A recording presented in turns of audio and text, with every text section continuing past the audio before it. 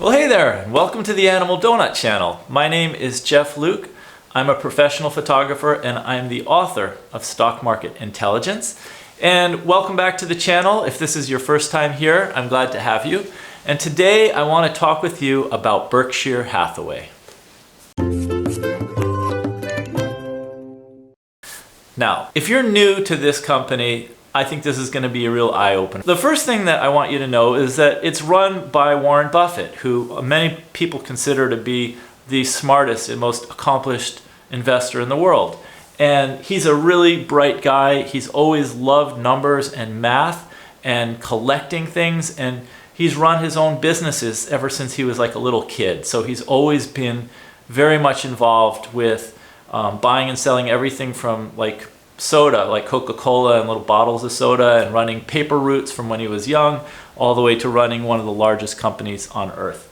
And he runs Berkshire Hathaway with Charlie Munger, who's his longtime friend and a brilliant guy, and someone who is not as involved in the day-to-day activities as Warren Buffett is, but he's a confidant and he's a friend and he's super intelligent, and there's not a decision that Warren makes on a large scale that he doesn't at least talk to Charlie and get his opinion on it. So in a nutshell, Berkshire Hathaway is a holding company and it collects businesses. Like I said, Warren Buffett's a collector and he loves to gather things, especially anything that he really likes. He likes to buy it and own it as part of his business. And he collects businesses in two ways. He either buys the company outright, he buys the whole company. So for example, you've probably heard of GEICO, the car insurer company. Well, Berkshire Hathaway owns the whole company. It also owns See's Candies. That's another one that a lot of people have heard about. And it owns Burlington Northern Santa Fe Railroad, the entire railroad. In addition, the company collects businesses by buying the stocks of the companies. So, for example, a few of the companies you've probably heard about are Apple, which is the largest stock position at Berkshire, but they also own a lot of American Express and Coca-Cola and other companies. Bank of America is another large holding of Berkshire's. So if you think about it this way, Warren Buffett, in addition to being a collector, he kind of thinks of Berkshire Hathaway as his creation, like a canvas upon which he can paint his masterpiece. And he adds paint by buying stocks or buying companies and kind of builds out the canvas and makes it beautiful in his eyes and in his mind. He loves his work because every day he goes to work, he gets to kind of work on this painting.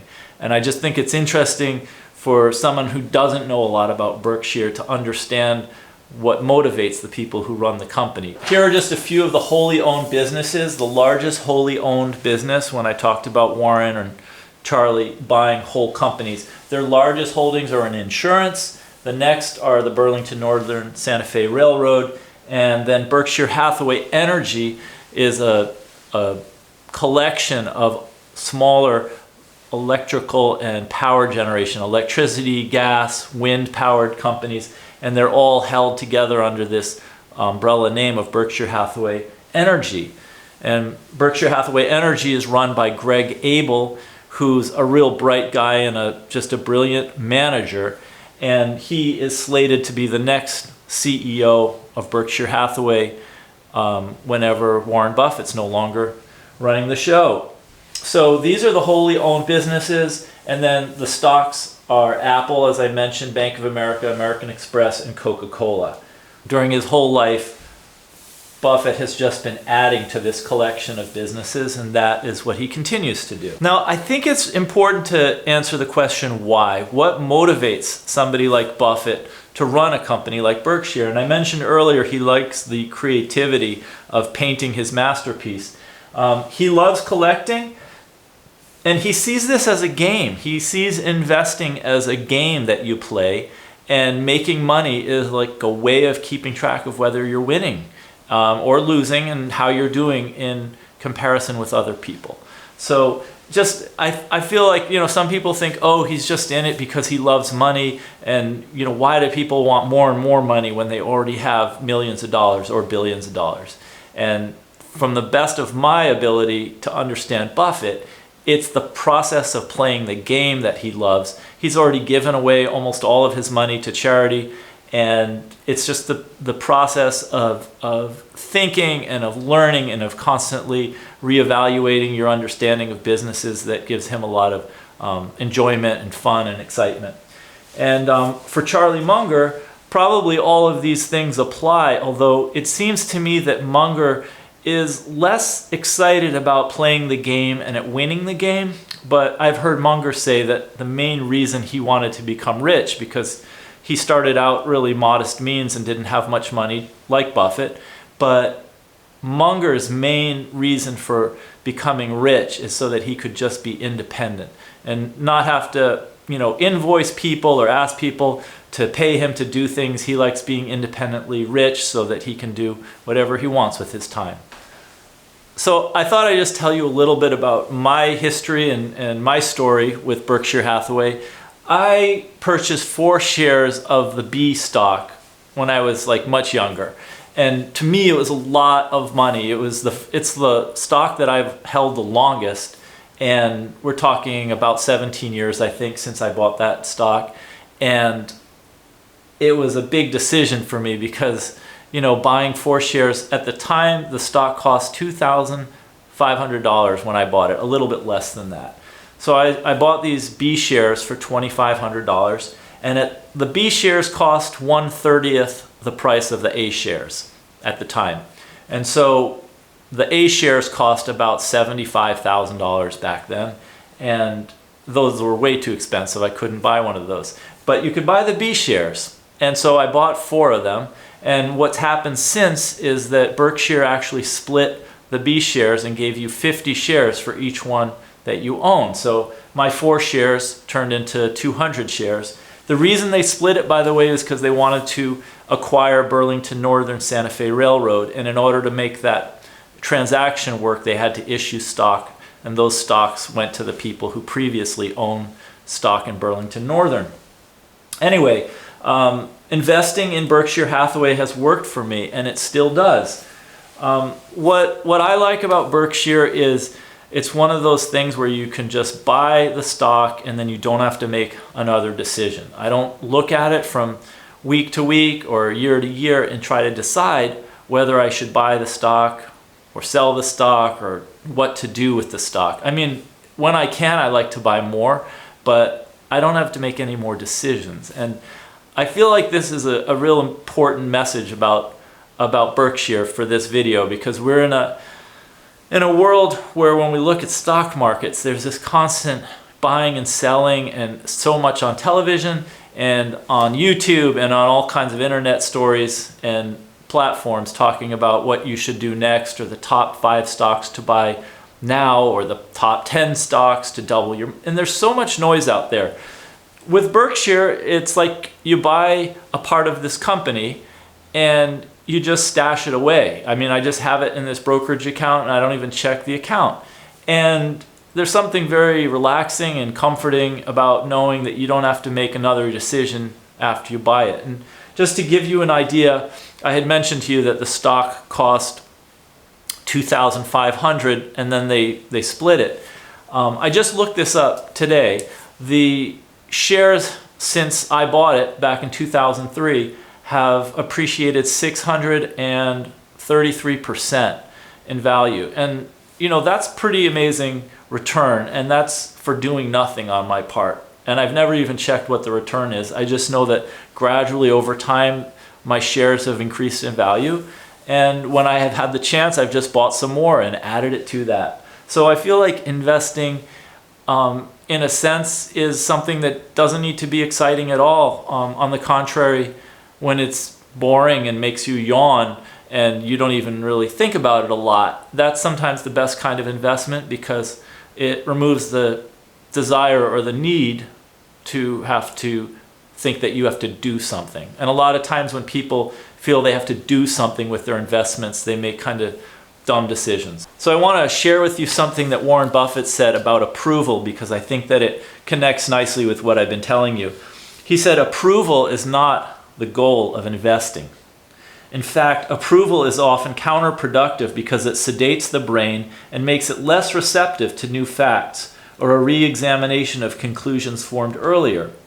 Beware the investment activity that produces applause. The great moves are usually greeted by yawns. And I thought about that because when I bought my shares of Berkshire Hathaway, there was no applause. I mean, nobody really knew about it. I did it. There wasn't any signal saying like, this is a great idea. And, the stock didn't like shoot up or go down. It was just kind of yawns. And over time, though, it turned out to be like a really wise investment. The same thing with Amazon. I remember I bought Amazon several years back, and at the time, like it wasn't a super hot stock. It wasn't as expensive as it is today.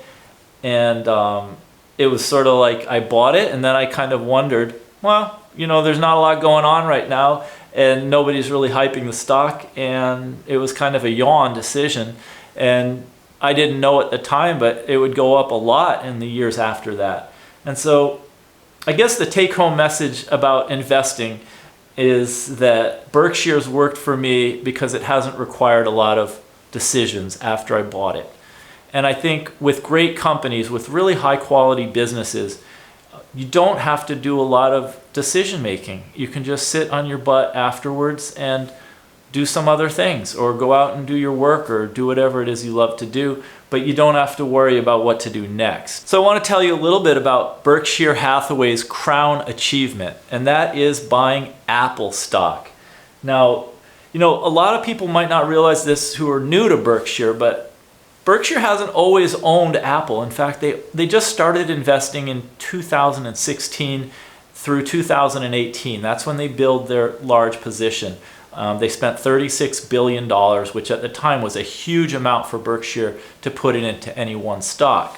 But what a lot of people don't know is it wasn't Warren Buffett's idea to buy Apple stock, which has been, like I said, their most intelligent stock acquisition ever. It was either Ted Weschler or Todd Combs. And these are both very smart stock investment people who Warren Buffett hired to do the stock picking at Berkshire. And he gave them each a small portfolio of money to work with, and over the years he's grown the amount of their portfolio of money that they can invest in stocks. One of them bought Apple stock, and they never say which of the two people made the decision to do what, because I think that Warren doesn't want the public to either praise or trash whoever might make a decision that doesn't work out so well. So by not giving praise to a person, he also doesn't have to give criticism, and that way they can work really independently and just focus on investments and making good decisions. So anyway, we don't know who made the decision, but it was a relatively small investment.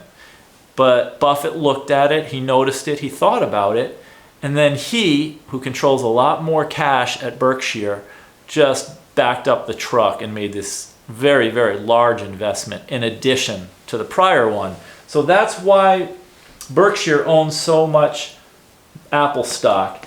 And in the annual report last year, in 2021, Warren Buffett referred to the Apple holding as the family jewel of Berkshire. And it's kind of incredible because if you followed Warren Buffett, you'll know that he's really stayed away from tech stocks. He doesn't understand them that well, and he likes to stay away from any business that he doesn't understand with any kind of depth.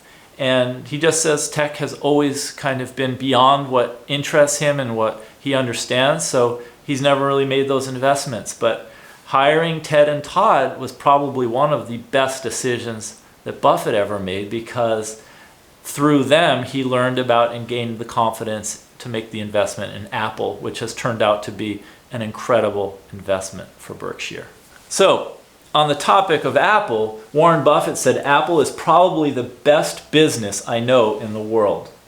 He said we own 5.5% of it, which is a bigger commitment that we have than anything but insurance and the railroad. So that just gives you an idea of how much money went into this investment and how much he approves of the decision. So here's what Warren Buffett said about Apple. Apple is probably the best business I know in the world. He also said we own 5.5% of it, which is a bigger commitment that we have in anything but insurance and the railroad. So that will help you to put in perspective the size of this stake in Apple. It's the largest holding there are more than 88 companies in the entire Berkshire Hathaway umbrella of holdings. And of all 88 plus, it's probably well over 90 by now. It's one of the top 3. So let me tell you how much money Buffett spent to buy that stake in Apple. He spent $36 billion to buy 887 million shares of Apple, and they're worth about 158.6 billion today. Today's March 29th, 2022. And that's what, based on the stock price, the shares are worth.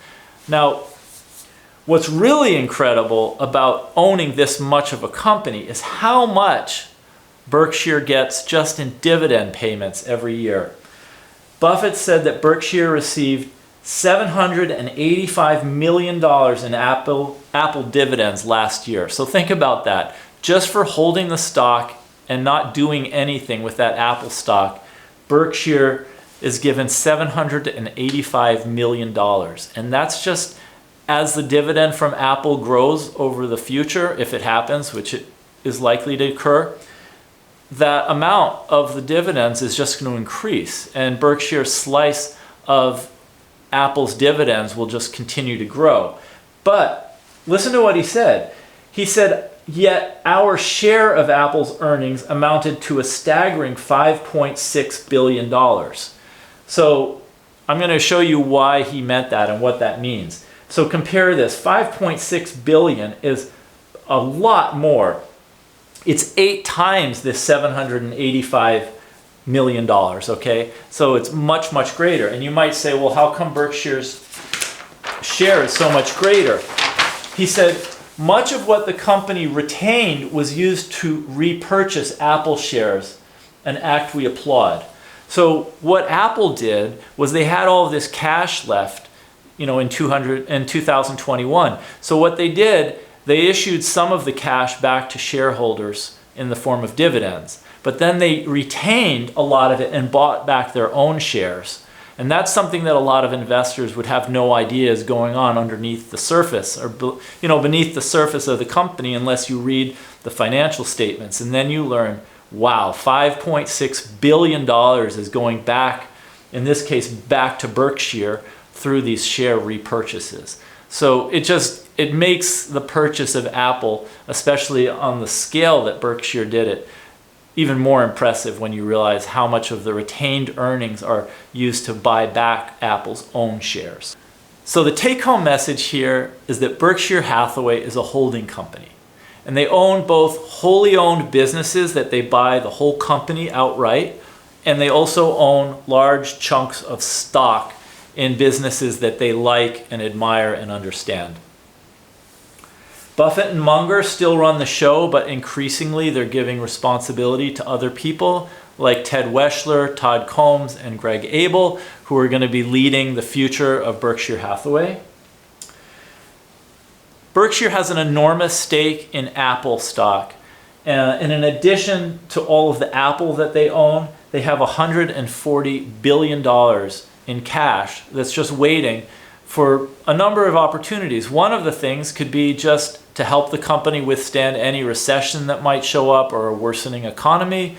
But the money's also there if they find either a large company to buy outright, or if they decide that they want to buy a large chunk of any kind of stock of one or several companies when the prices become favorable.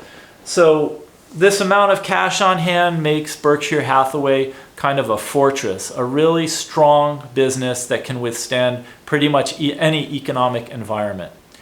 Hope that this information has been useful to you. I know that people who are just starting out sometimes want to just understand stocks a little more, and I find that a nice presentation like this can give you an idea of what something is about, and then if you want to get more involved in the financial numbers and the data behind the company, you're always free to do some Googling and searching and learning more about that. But I find that sometimes just a nice overview will give a nice understanding, so that when you proceed with learning more and studying a company, you at least have a good place from which you can start. So Hope that you've enjoyed this video. If it's your first time here and you haven't subscribed yet, I hope you'll consider subscribing. That way you'll get a notification. Hit the little bell and you'll get a notification when I make a new video.